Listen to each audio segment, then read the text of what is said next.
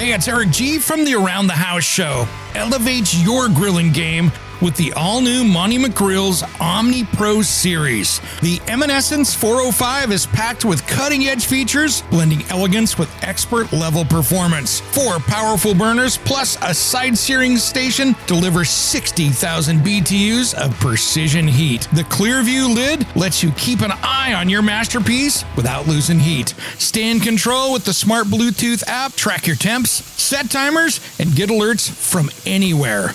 The LED touch panel ensures effortless monitoring, even in bright daylight. Temperature sensing lights keep you grilling anytime, anywhere. This grill is built to last, and it's also backed by a 10-year limited warranty. The Eminence 405, where power, style, and innovation meet. Check it out and order your new grill at montymcgrills.com. That's montymcgrills.com.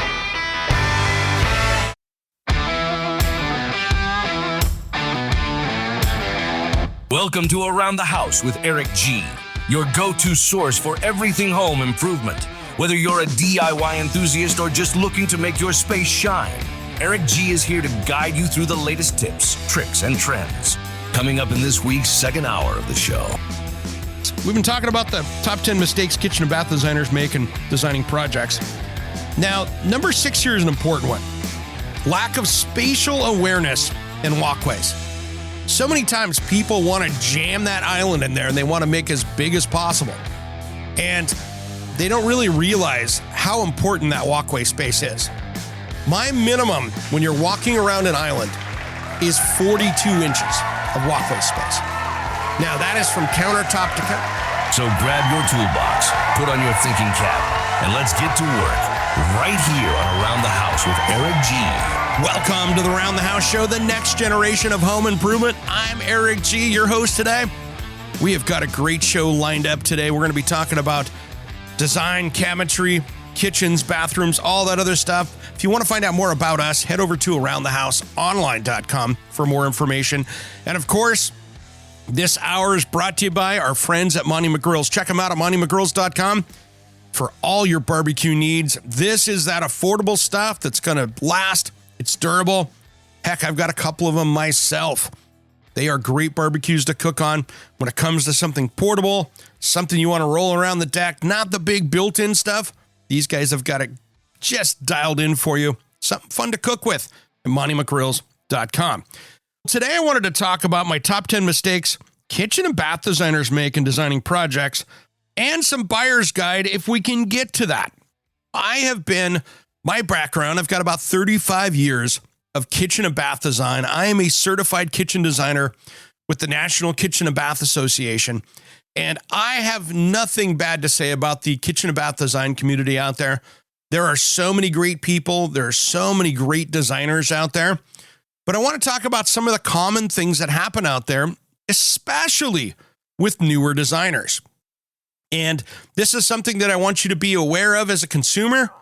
Everybody starts out as rookies. I started out as a rookie. Every designer starting out with new stuff. You're learning. It takes years for a kitchen or bath designer to get good at their trade and understand it fully. That's why I always say as a homeowner, it is massively foolish to not hire one to design out your cabinetry projects. And there are a ton of arrogant people out there that go, guess what? I know more than anybody else, and I'm never going to hire one. I can draw it out myself. And mistakes are always made. I don't care if you've designed out 5 of your own projects. You might have done fine with it.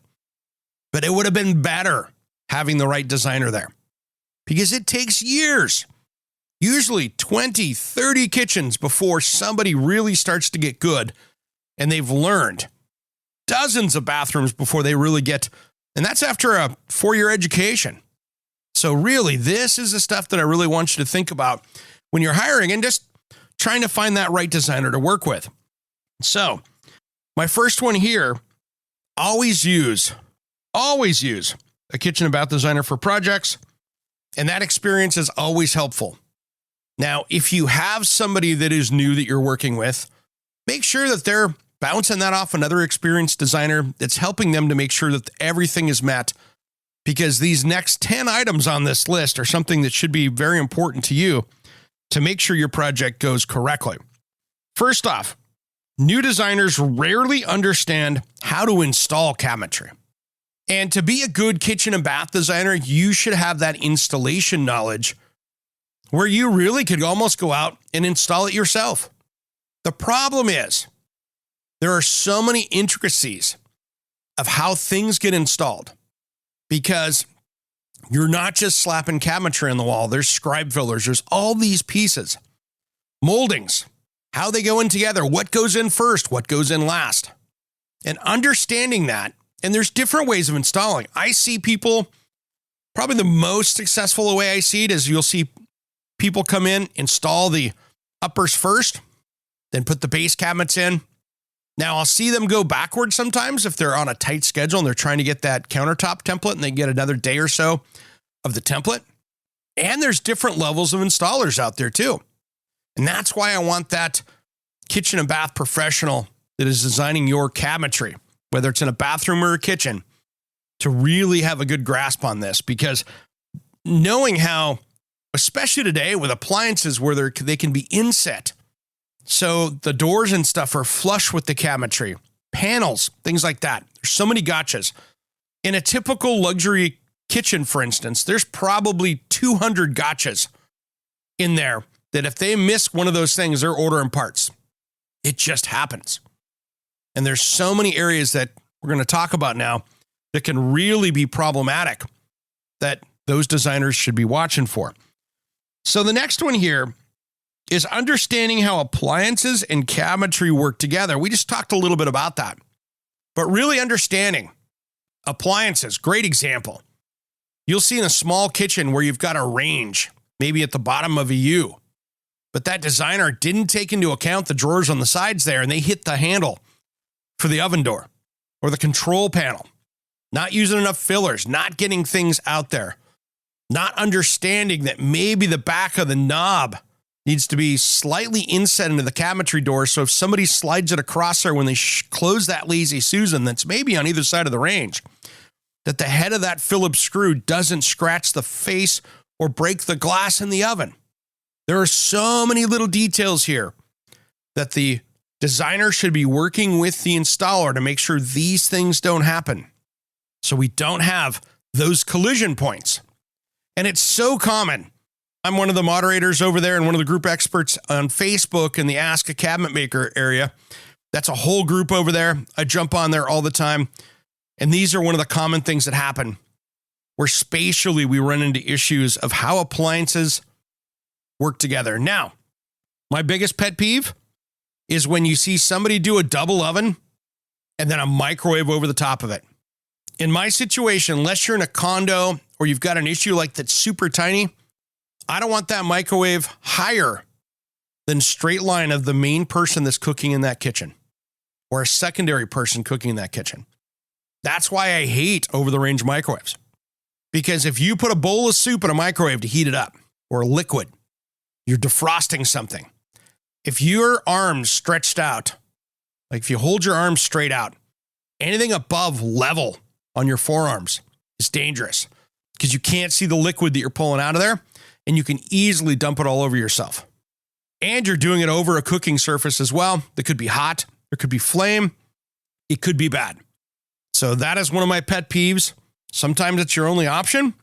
However, if you can put a microwave someplace in there, like down below, those are always more desirable to me than up high, because they're just a horrible waste of space up above. I'd much rather see a hood, another cabinet up there.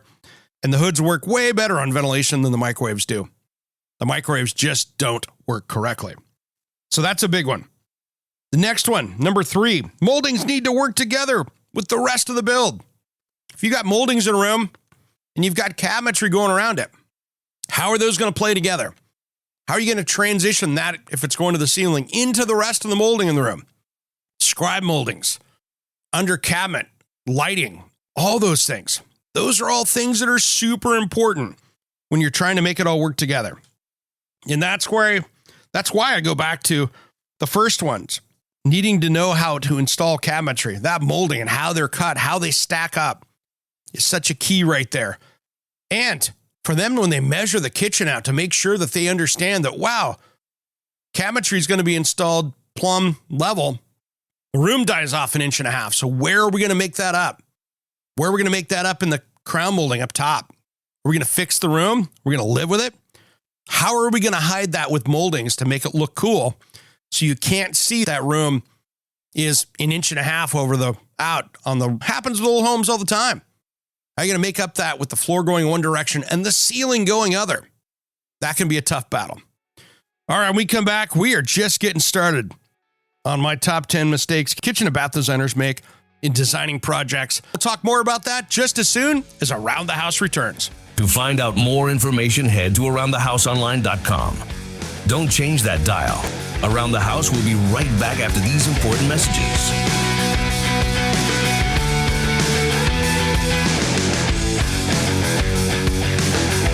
Hey, it's Eric G from the Around the House show. Elevate your grilling game with the all-new Monty McGrill's Omni Pro series. The Eminescence 405 is packed with cutting-edge features, blending elegance with expert-level performance. 4 powerful burners plus a side-searing station deliver 60,000 BTUs of precision heat. The Clearview lid lets you keep an eye on your masterpiece without losing heat. Stay in control with the smart Bluetooth app, track your temps, set timers, and get alerts from anywhere. The LED touch panel ensures effortless monitoring, even in bright daylight. Temperature sensing lights keep you grilling anytime, anywhere. This grill is built to last, and it's also backed by a 10-year limited warranty. The Eminescence 405, where power, style, and innovation meet. Check it out and order your new grill at montymcgrills.com. That's montymcgrills.com. Hey guys, it's Eric G, and I have a special offer for you. Do you want to get the podcast a couple days early? How about extended content that isn't in the typical podcast? Maybe you want to check out all the back episodes of the show. And I got a special deal for the first 10 days are free. I want to personally invite you to be an Around the House insider. For about $4 a month, you can get exclusive extended episodes, early access to the weekend show, and exclusive access to me, Eric G, for project questions or comments. Check on the link on your podcast player in the show notes or head to aroundthehouseonline.com and look for the join here button. Make sure and sign up today. As always, thanks for tuning in to Around the House. The kids these days will never understand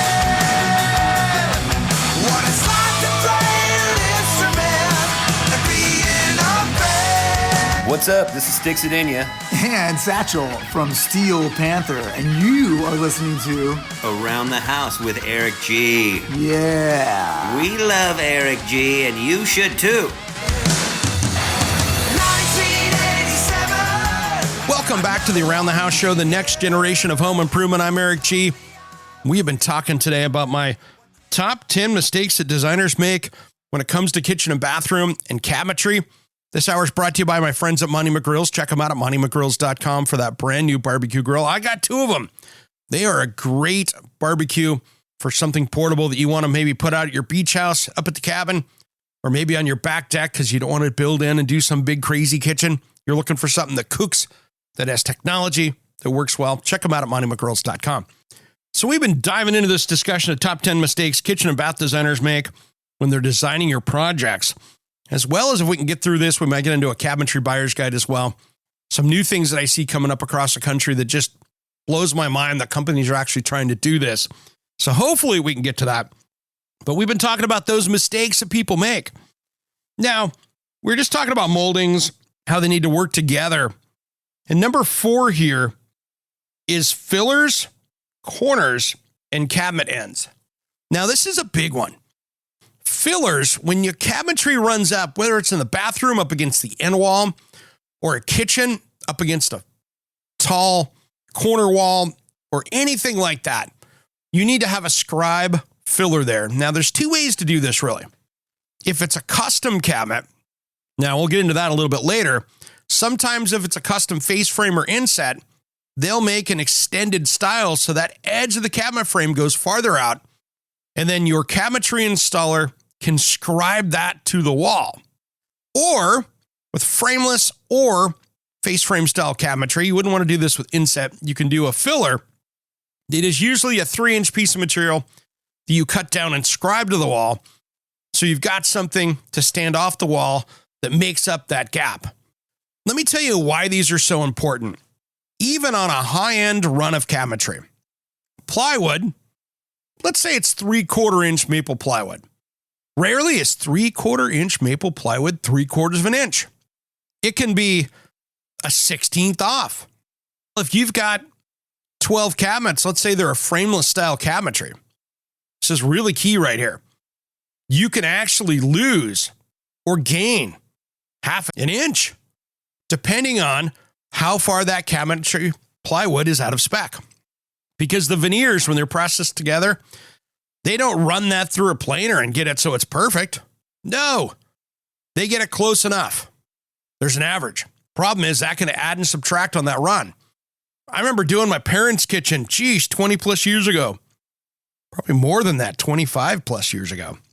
And when we did it, I had like almost 3/4 of an inch of gain on this long wall. And it was all because of the cabinet boxes being frameless and having some plywood that was out of spec. It was a little thicker than what we thought. So it made everything a little bit bigger because you'll see them. Most cabinet shops don't cut these pieces. They know that the stretchers and the cabinet backs for a 18-inch cabinetry is this wide every time. They're not sitting there miking that stuff and doing it on plan. They just don't. It's not how it works. So you can gain some space there or lose some space. So those fillers also make up for that. Anytime that you're having to level cabinetry, you're changing that dynamic, and that's where those are super important. So when you see a cabinet design that someone's laid it out and it shows like 1.5 inch filler there, that's usually there to make up that space. And it's super important. Now, how you can hide that is you do an overlay filler, which is a cabinet doors type piece that goes on top. That's a secondary piece, so it flushes out. That's the right way to do that. So the edge of the door shows up that way. That's something that's just little details on making it look right. Corners are the same way. Whether you're doing blind corners, lazy Susans, any of those things, don't do too many of those angle 45 corners anymore. That was a big thing in the 90s. But we don't do those as much anymore because it really limits how you get into that corner cabinet above it. And then cabinet ends. How do you want to finish the end of a run of a cabinet? If you've got a U-shaped kitchen and you're standing looking at the back wall, maybe your range is centered back there. How are those ends finished? Is it just a flat panel? Looks like just a flat plywood painted or stained panel? Or do you have a door style over there? Or is it a built-in furniture looking end where it's a raised panel that matches the door front? Or is it an applied door? There's a lot of things here that can go wrong. And you want to make sure you're consistent throughout the project. So if you're doing raised panels on them, you want the uppers and lowers and the talls to have something similar. And that's where that gets interesting. So that's where you want to make sure those things get dialed in and be consistent throughout that. But that's where big mistakes happen and it can look funky. Now, the next one here is an important one. It's a mistake that I think homeowners make all the time. And older designers can make this as well. For 25 years, I've just not been a big fan of the kitchen triangle. What is a kitchen triangle? That is something that the National Kitchen and Bath Association, when I was taking my test in 1990s to be a certified kitchen designer, that they were showing is the way to do kitchen design. And the triangle was your cooking surface, like a range top or a cooktop, to the refrigerator, to the sink. And you wanted to have things that were, not too big, not too small. And if you had a second sink, you could have 2 triangles. Design has evolved in how you do things. So really what this has done is I've stepped away from the kitchen triangle years ago. So has the NKBA as well, which I got to give it to them. But now you have work zones. So if I'm standing at the kitchen sink and I have my dishwasher on the right side, my prep zone is going to be on the left side. So I'll want to put a trash can pull out there if I can. Now, if I have the dishwasher on the right side and my cooking surface is farther over on the right side, on the same side, I want to move the dishwasher over to the other side. So that's cleanup. So that way, the area between my sink and the cooking surface, if it's on a same run of that, or it's around the corner, that's your prep area. And that's a really big deal because you don't want your cleanup in your prep area sharing that space. And I know a lot of people go, oh my gosh, I always have to have my dishwasher on the right, or I have to have my dishwasher on the left. These are habits you will get past so quickly. You're better off to cook efficiently every day than to struggle just because that's where you're used to. Now, if you've got the sink and the cooktop across from each other, that can be different. If you've got a sink in the island or a cooktop in the island, those are different things. I'm not a huge fan of putting the cooktop in the island for many reasons, because ventilation is a big one. Because downdraft ventilation doesn't work well. You're fighting Mother Nature. So then you have either a big hood overhead, or you're putting in one of those flush ones in the ceiling that work okay. But you have to move so much air. I would much rather put it on a wall or an exterior wall that you can vent it efficiently outside, because that vent always has to go outside. Even if building code in your area is way behind, decades behind clean air, you should always be having that vent completely outside the building, no matter what. Now, when we come back here, we're going to be talking about the next one here, and it's a big one. It's one of the biggest mistakes I see get made in kitchen and bath design. We'll do that just as soon as Around the House returns. Don't go anywhere. To find out more information, head to aroundthehouseonline.com. Don't change that dial. Around the House will be right back after these important messages.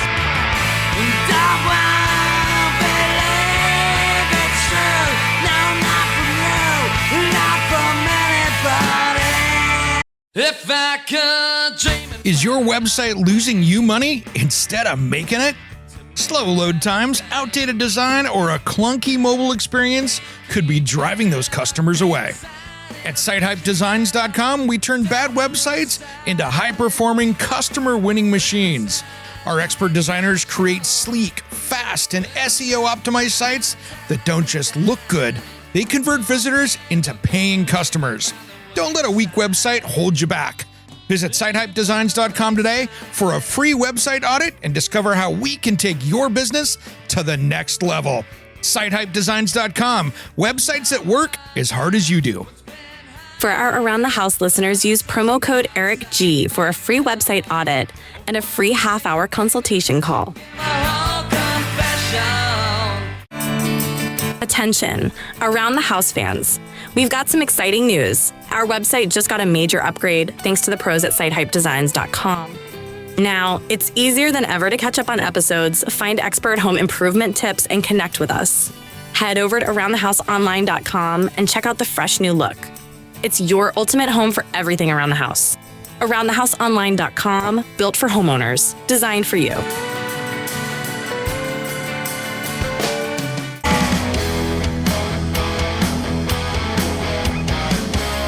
Hey, this is Ron Keel, the Metal Cowboy from Keel, the Ron Keel Band and Steeler. We are rocking Around the House with Eric G. Raise your fist. Welcome back to the Around the House show, the next generation of home improvement. I'm Eric G. Thanks for joining me today. This hour is brought to you by our friends at Monty McGrills. Check them out at montymcgrills.com. Well, I tell you what, if you want to find out more about us, head over to aroundthehouseonline.com. That's our website. If you're catching us on the radio for the first time, thanks for joining us today. If you're listening on the podcast, thanks. If you want to hear the podcast commercial free, check out our premium membership over at the website. Price a cup of coffee or less. And you get the show 2 days early. And of course, you get exclusive content with some extended episodes, as well as we're going to be doing some fun swag giveaways here soon. If you're a member, I'll make sure and include you in that so you'll be grandfathered in. So it won't be for new members only. It'll be for people like you that want to hear the show early and have easy access to me. So let's talk about this. We've been talking about the top 10 mistakes kitchen and bath designers make in designing projects. Now, number 6 here is an important one. Lack of spatial awareness in walkways. So many times people want to jam that island in there and they want to make as big as possible. And they don't really realize how important that walkway space is. My minimum when you're walking around an island is 42 inches of walkway space. Now, that is from countertop to countertop. What happens, though, is so many times when they draw it out, they use the design program won't do it from countertop. It'll do it from the cabinet face. So you could lose 1.5 inches there already. Why do I want that as a minimum? Think about it. If you're going to get a refrigerator in there, and you know how refrigerators roll, it's a 36-inch wide refrigerator. Cabinet depth's a little bit easier, but if it's a deeper one with a little extra square footage of inside space, how are you going to get that kitchen in there? Do you want to have a delivery person have to lift it up over their head to carry it over there? How are you going to get that refrigerator in? Plus, if you've got 2 people in the kitchen, do you want to be able to walk past themselves? What if you've got a range door that opens?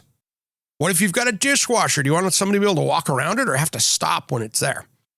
So 42 inches is my minimum. Now, when it comes to having seating from the face of the countertop that someone's seating up against to something behind them, I really want 66 inches there as a minimum because I want to be able to have a walkway behind for people to move around. Now, many times people go in there and go, I'm just going to do 42 inches around the whole thing. And you cramp up that kitchen and it looks horrible. And sometimes little tiny islands make more of a headache than doing a peninsula or something else when it comes to that design. So think really about spatial awareness and how this is going to work. When you go cabinetry, if you've got 10-foot ceilings, maybe it doesn't make sense to spend all that money on taking it back up to 10 feet to the ceiling. No one uses that top. Rarely does somebody use it. I shouldn't say no one. Rarely does somebody use it up there because they need a ladder to get up there. And what are you going to store up there? Maybe the holiday stuff, but really, it's expensive space that you don't use. So think about that. Maybe put it into better appliances or better finishes in the cabinetry. These are things that we see out there. So think about how that all works together and to make sure that your spatial awareness and those walkways are correct and that you've got enough room to move around. So 42 inches minimum. If you've got an island and there's stuff behind it, make sure there's about 66 over there. When you start, and the thing is too, here's one other little thing. You can cheat a little bit if it's a higher raised bar. So those are things to consider. And another thing that's interesting is I'm watching building code change out there. It used to be on the side of an island, you had to have an outlet there, maybe 2 if there's a sink or a cooktop in it. Now, they won't let you put it on the side of the island because of building code. Now what you're seeing is people put them up in a pop-up in the countertop or something like that because people were getting hurt dragging off crock pots and things with a kid pulling on the cord. They were before worried about the cord going across the walkway. Now they've changed it to go the other direction. So make sure your designer is up on building code. Otherwise, that starts to get them.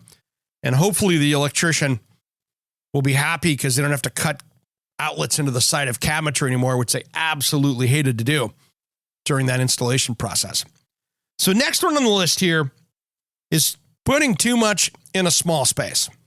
Sometimes those accessories can really not work. Sometimes those 2-tiered silverware drawers don't work. Sometimes pull out trays, like you've got a cabinet that has dividers in it for putting cookie sheets, cutting boards, things like that. Sometimes you put in a drawer to pull them out so you have a little easier access. Takes up so much space, you're just better to go in there and dig it out. Sometimes the overly complex corner cabinets with these multiple swing outs can be troublesome. Sometimes too many accessories are just not awesome. Do I like to have drawers or doors with pullouts? Almost every time it's going to be drawers. Now, I think having one cabinet that has doors and adjustable pullout trays is smart for those awkward or strange size items that won't fit into a drawer so you can move it around a little bit. But really when it comes down to it, making sure that you've got that dialed in and not trying to cram too much stuff in a small space. Those 1920s to 1950s, 60s kitchens can be super small, even more so when they're older. And trying to put too much in there can be a problem. So don't overcomplicate your kitchen. You still have to cook in it. And if you've got a short amount of space, sometimes too many accessories take up too much real estate and you won't have as much storage and you're less organized. Just like those pop-out mixer stands are great if you're a baker, but if you're trying to get every square footage, that takes up one entire cabinet and you can't use it for anything else. Be judicious with your accessories. to make sure you're good to go. Now, here's the next one. Details that matter, like matching grain, really using the right wood species for the project. These are all huge. I love flat panel grain match doors. I was just at a house yesterday, black walnut. They grain matched it all the way up through the cabinet. Looks absolutely gorgeous. Beautiful detail. I think it works well because it does show the details of the cabinetry. But the designer should be keeping you away from natural maple slab veneer doors and slab wood door fronts. Flat slab, solid wood doors, I would avoid at all costs. And if your designer is trying to talk you into using solid wood on the drawer fronts and a flat slab, question it. Because solid wood is not as good as veneer in that situation. They will warp, they will move. They will not look awesome no matter where you're at in the country. And if you're in a humid area on a coast, it's going to be worse. So make sure you're doing veneer on those kind of doors. Now, here's the thing. Veneers can be tricky. One of the hardest ones to make look right is maple. Maple in natural. The minerals that are in, you could have the exact same wood species, and if there's more minerals in one water source than the other or the land, two trees could come out of the same forest right next to each other, and you're going to have a striped or multi-tone natural kitchen just with maple natural. So be very careful with natural maple. I would go to ash or something like that. Do something a little bit different, because natural maple, unless you're putting a stain on it to just kick it up a notch, you're going to have some issues there. I have done veneer flitches where the veneers are matched and still have a little bit of color issues with that. So be very careful with these wood species that can be gotchas. With wide grain variations in natural, a little bit of stain can help even that out and make it look right. So be very careful of that. And wood species that are high color, like cherry or things like that, if they're pulling those out of different sets, you can have something start out darker, lighter, whatever. So be careful with those. Those can be a headache. Great example, if you're doing a shaker door and you've got a veneer panel on the inside in some wood species, that can give you a two-tone effect. And if you do a natural reverse raised panel in there with real wood, that can give you a striped look as well that you wouldn't get with a veneer. If you're ordering cabinetry without seeing a door or what you're looking for, that's a red flag to me.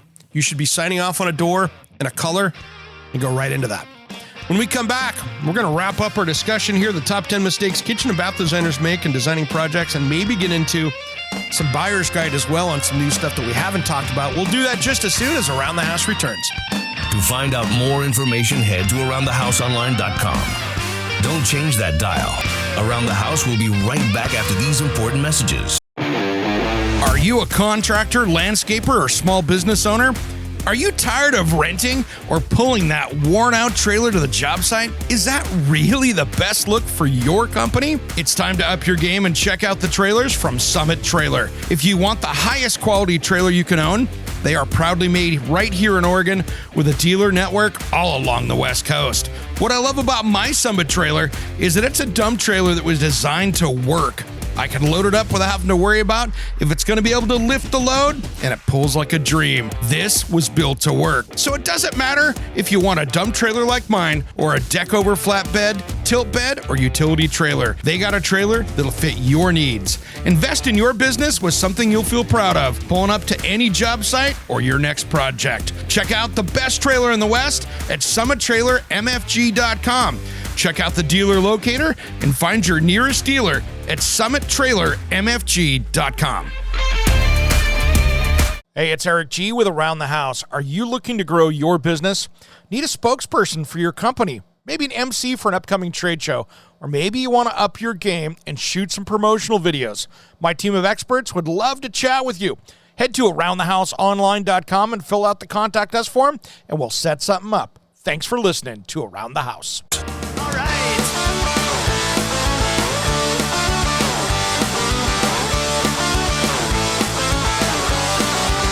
Welcome back to the Around the House show, the next generation of home improvement. I'm Eric G. Thanks for joining me today. If you want to find out more about us, you're just tuning in for the first time, check us out at aroundthehouseonline.com. And of course, this hour is brought to you by my friends at Monty McGrills. Check them out at montymcgrills.com. We've been talking about the top 10 mistakes that kitchen and bath designers make in designing projects. And I'm a huge fan of the design community out there, so I am not throwing shade. There are just so many things with kitchen and bath design that you've got to be careful from a design perspective. And there's a lot of interior designers out there that dabble in cabinetry. And those are the ones that need to be very careful of. I want to, if you're going to be doing a kitchen or even a bathroom, make sure you've got somebody experienced. Like in a bathroom, for instance. Most of the time, people are going to cabinetry that is kitchen height, which finishes off at 36 versus maybe 32 or even in the 70s when they went to desk height, 30. It was crazy. Now, we'll also have people go, oh, I'm designed for my kids. They're 7 years old. Keep in mind that they're only that age for just a short time of their lives. So maybe you'd be better having a step stool or a pull-out toe kick that has a place for them to step up. So when they grow up, they still have a bathroom that you don't have to go remodel again and put cabinetry in because it's too low. So be careful designing for the children. That can be a problem unless you've got 8 kids that are going to be going through there. And there's always going to be little ones for a decade. I get it. But just be careful with designing for children because that can be an issue. So next one up here, one of the biggest design mistakes I see are bad contracts and approval.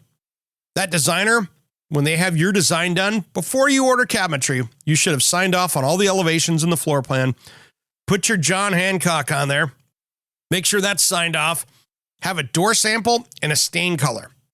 If you're ordering cabinetry and they're placing the order and you're going to figure out the stain color later, run. That is not a business I want to do business with. And if your cabinet maker is not doing the finish themselves, unless this is a high-end painted in place where they're going to basically set up a paint booth inside the house, 95% of the time, I'd say run, because that's a huge issue. Number 10 here, not having a personal relationship with the installation crew. And this is where I worry about remodel projects. Because what can happen is, I don't want to see any Superman complexes. What's a Superman complex? When I would walk onto a job site and I was working with an unfamiliar contractor or an unfamiliar installer, the Superman complex is somebody trying to show off to the homeowner that they're the savior of the project. Maybe a door shows up that's damaged. Cabinetry gets unwrapped, it's been shipped. There's a scratch. The Superman complex is the contractor, the installer that comes up and goes, Mr. and Mrs. Homeowner, look at the scratch on this. I'm so happy I caught it. I will go deal with the cabinet maker and the cabinet designer. I'm going to make sure and handle this. I'm so happy I could show this off to you because this isn't acceptable on my job site. That's the superhero complex right there. I call it the Superman complex. Because here's what happens. You take a homeowner that is very happy with what they have. It's like buying a new car. Somebody puts a scratch in the car, it's never the same. I would much rather have that contractor, that installer, even the designer come over and grab that door quietly and walk off and get it fixed. No need for the homeowner to be involved. It's going to be done. Make it happen. Why cause a problem? And that's where that relationship goes. That way, you can get it taken care of and no one's throwing people under the bus. Designers can do it too. Designers can do it. Oh my gosh, look at this, Mrs. Smith. They put the plumbing in the wrong spot. Instead of walking up to the contractor going, hey, we got to fix this. We got a problem. And them calling the plumber out and making it happen. I don't like the superhero complex when it comes to that. So not having a personal relationship with the installation crew and the contractor can be a huge problem if they're not working together correctly. So that's my top 10 mistakes kitchen and bath designers can make in designing projects. These are my top 10 for this year. Now, I wanted to talk about some of the cabinetry buyer's guide stuff here, just to make sure we talk on a few things here. Here's some warning signs out there, what I would say absolutely not, never going to happen. I have seen on the Ask a Cabinet Maker a trend recently of custom cabinet makers not doing finishes. Blows my mind. That is an absolute no-go. Do not pass go. Do not collect $200. I would never hire a company that can't do their own finishes. And many times these people go, oh, I'm going to do it in white oak and you can figure it out later. No. Cabinetry finishes should be done in the factory, in a paint room, with a high-end finish. If your cabinet maker is going down to their local paint store or Home Depot or Lowe's and buying the finish out of there, you hired the wrong company, period, end stop. So you want to make sure that they're using some of the latest finishes. If they're using a lacquer, I'm out. What used to be the high end, which was a conversion varnish, is now the mid-end. There are all these new 2K style urethane finishes out there that are baked on with either UV or heat. Some are water-based, some aren't, that are superior finishes. They're hard, but they're flexible. They're clear, they're durable. They don't look like plastic. So if your cabinet maker is buying it off the shelf someplace, it's not a commercial finish, you've got the wrong cabinets. Your durability does not come from whether the box is made out of particle board or plywood. It comes from the finish on the wearable side of the cabinetry. Many times, if you get water damage in a cabinet, it doesn't really matter that much if it's particle board or plywood. It's going to delaminate. It's going to swell up. Either way, you're going to have problems. It doesn't really prevent that much of an issue in today's day. You're still going to have an issue there. You're still going to be replacing cabinetry. You're still going to be dealing with those issues. But that finish tells you whether that cabinet's going to look good for 18 months or 18 years. And that's really the biggest importance of that. And some of the plywoods I'm still very nervous about out there. Lots of formaldehydes that sneak into the country from stuff from overseas. You got to be careful with that. Now, the next thing here I want to talk about real quick is custom versus semi-custom versus RTA or RTA.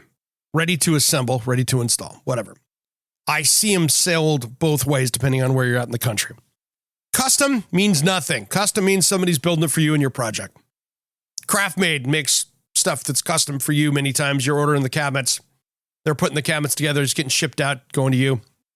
Technically, it's semi-custom, but it's similar. And they're a national brand. My concern is custom. Oh, I'm having custom cabinet made. Most of the time I go, yikes. That could be worse than the semi-custom or even the RTA stuff out there. So custom is a word that raises my question marks up that I go, uh-oh, what are you doing? Because the big manufacturers, they've got big warranties. They've got big budgets and finish systems. It's the small guy I get worried about. There are some amazing small cabinet makers out there. Equally, there are some horrible small cabinet makers out there that just put out garbage. And I don't want you spending that money on it. So those are things that I want you to be very careful for. A couple warning signs before we go. We talked about it a little earlier, but I just want to hit on this again. Your designer should have that cabinet design knocked out, finished up. You guys are done. That stain color should be done. And again, if they're sending those raw cabinets out to your job site, be super concerned. Now, other thing here too, that's a warning sign is when they only do 1 or 2 wood species in a custom shop. Only do oak or white oak. Okay? Makes me nervous. They're not good at what they do. Or they're just so strange that you're going to have a hard time working with them. Now, ready to assemble cabinetry, that's gotten a lot expensive recently because a lot of it's made overseas. Now, there are other companies that have moved it over to the US, but the stuff coming out of China, Vietnam, that kind of stuff, I'm very concerned about because of the materials, the woods, the chemicals, the finishes, and the ability to get parts. Many times on those cheaper ones, they have knockoff hardware that you'll never find a replacement for. They're not Gross, they're not Bloom, they're not Salici, and you've got serious problems when it comes to that. So I want to make sure that you totally understand what you're buying. Because that knockoff hardware, you're going to have a carpenter out there trying to make a drawer box work with putting the right hardware on it versus using the knockoff stuff. So just take your time. When things are too cheap or the bid is way off, it's probably a reason why I need to ask a few more questions. All right, if you got questions of me, head over to aroundthehouseonline.com. You can message me over there. It goes right into my inbox. And guys, thanks for tuning in today. I tried to make it through with my voice. I was out sick last week over the Memorial Day weekend. Resting my voice up a little bit, and we got it enough to get through the show today. So I appreciate all of your thoughts. Thanks for tuning in to Around the House. I'm Eric G. We'll see you next time Thank you for tuning into the Around the House show. If you are on the radio, make sure you check out the podcast for additional content during the week on your favorite podcast player or at aroundthehouseonline.com. We will see you next time. Life is a love song, let's be lovers. We're all over the radio. Take my hand, I know where to go. All over the radio with you. Hey, it's Eric G with Around the House. Are you looking to grow your business? Need a spokesperson for your company? Maybe an MC for an upcoming trade show? Or maybe you want to up your game and shoot some promotional videos? My team of experts would love to chat with you. Head to aroundthehouseonline.com and fill out the contact us form, and we'll set something up. Thanks for listening to Around the House.